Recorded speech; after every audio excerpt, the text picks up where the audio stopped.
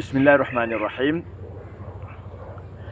Dalam siri 2 cerita Ashabul Kahfi ini, kita melihat kepada ayat 13 dan 14 surah Al-Kahfi, di mana Allah Ta'ala menceritakan bahawa kisah pemuda yang tidur dalam gua selama 300 tahun ini adalah cerita benar, yang mana Allah Ta'ala memberi petunjuk dan hidayah kepada mereka. Bismillahirrahmanirrahim. Nahnu naqussu 'alaika naba'ahum bil haqq innahum fityatun amanu bi rabbihim wa zidnahum huda. Kami ceritakan kepadamu kisah yang benar. Allah Ta'ala kata, Allah Ta'ala cerita kepada Nabi Muhammad SAW, maknanya cerita kat kita lah juga, kan? Dan cerita Allah Ta'ala ni mestilah benar, cerita dari Allah, kan? Cerita dari Allah, cerita yang membawa pengajaran. Sebab itu apabila kita baca, kita kena cari apa yang Allah Ta'ala nak ajak kepada kita. Cerita ni boleh memberi pengajaran yang besar kepada kita. Sesungguhnya mereka itu, iaitu pemuda-pemuda yang tidur dalam gua itu, ialah orang-orang muda yang beriman kepada Tuhan mereka, kan? Orang lain tak beriman, tapi 7 orang ni beriman dengan Allah Subhanahu Taala. Kami tambah untuk mereka hidayah, kata Allah Subhanahu Taala.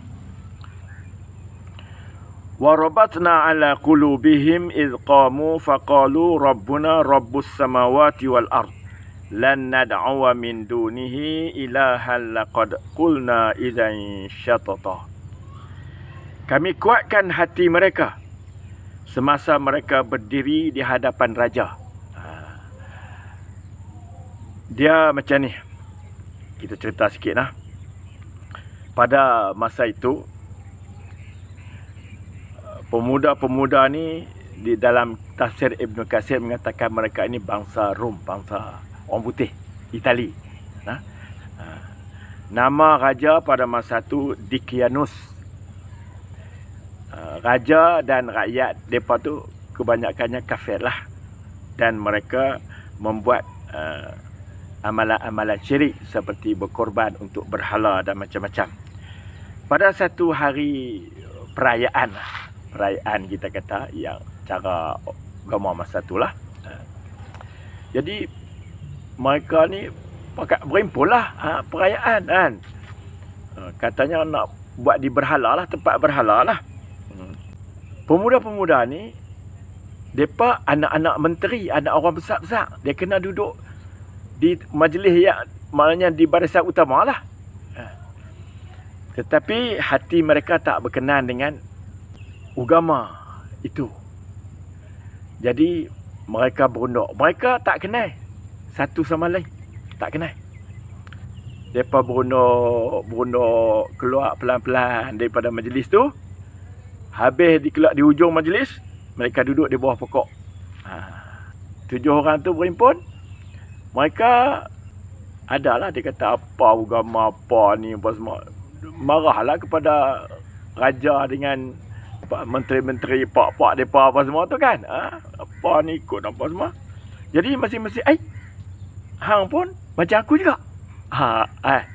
Sekali lagi kau ni kata, kita ni sama.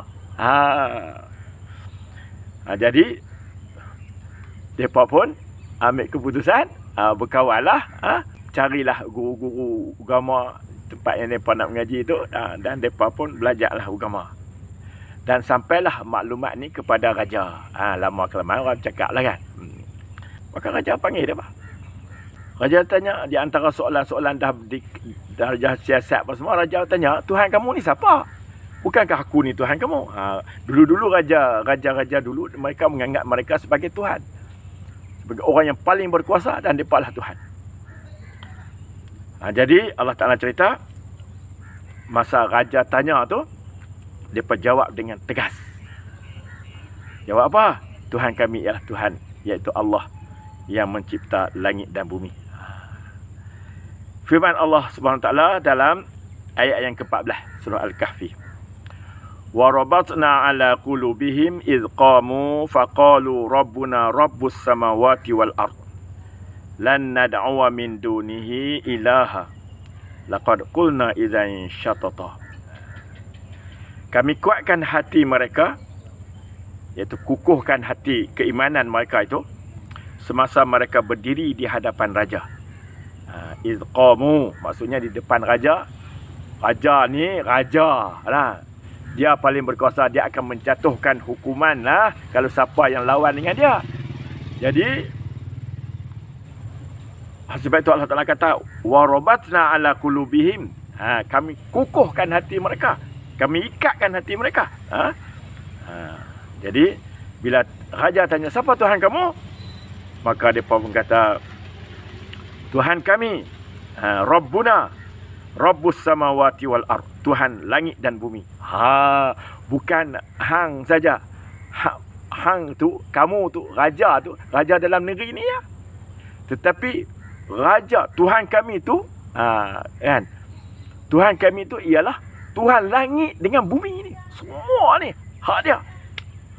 Tengok hebatnya keimanan mereka tu. Kami tidak akan menyembah Tuhan yang lain darinya. Mereka kata lan nad'uwa min dunihi ilaha. Kami tak akan sembah hak lain lah. Inilah ketegasan kami. Kalau kami menyembah yang lain, bermakna kami menyimpang dari kata-kata kami. Kalau kami menyembah raja sebagai Tuhan, menyembah berhala sebagai Tuhan, kami ini dah menyimpang lah. Laqad qulna idzan syatata. Kami ni tak betul lah, kami ni tak betul.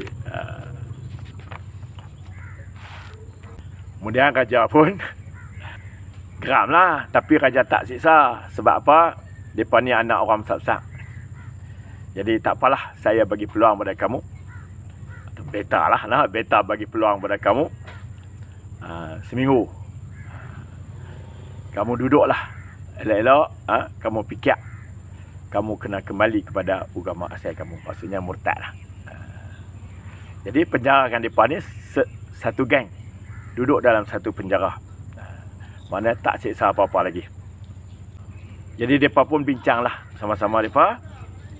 Mereka kata, haula'i qaumun attakhadhu min dunihi alihah laula ya'tuna 'alaihim bisultanin bayyin faman azlamu mimman iftara 'ala Allahi kadziba.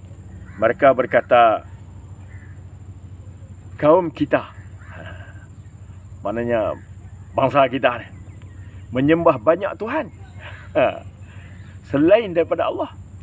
Sepatutnya mereka mengemukakan keterangan yang jelas bagi membuktikan ketuhanan makhluk-makhluk yang mereka sembah tu. Duk sembah Tuhan banyak kan. Di mana dia keterangan dia? Mana dia hujahnya yang kata hak depa tu Tuhan? Kan? Patutnya macam itulah. Maka siapakah yang lebih zalim dari orang-orang yang mereka-reka cerita dusta mengenai Allah? Mana cerita yang tak betul mengenai Allah, iaitu mengatakan bahawa Allah tu ada kawan, ada anak, ada adik-beradik, ada yang lain yang boleh disembah. Itu cerita dusta. Jadi ni mereka-reka cerita. Jadi orang yang menyembah yang lain daripada Allah tu, mereka ni mereka-reka cerita dusta terhadap Allah. Jadi mereka itulah yang lebih zalim. Bukan kita ni. Bukan kita yang menyembah Tuhan yang satu ni. Kita tak zalim. Tak zalim kepada diri kita sendiri. Jadi mereka pun dah mereka duduk ramai kan. Mereka cari jalan lah. Maka mereka lari daripada penjara. Kan, mereka lari pada penjara. Ini kita sambung pada siri yang akan datang. InsyaAllah.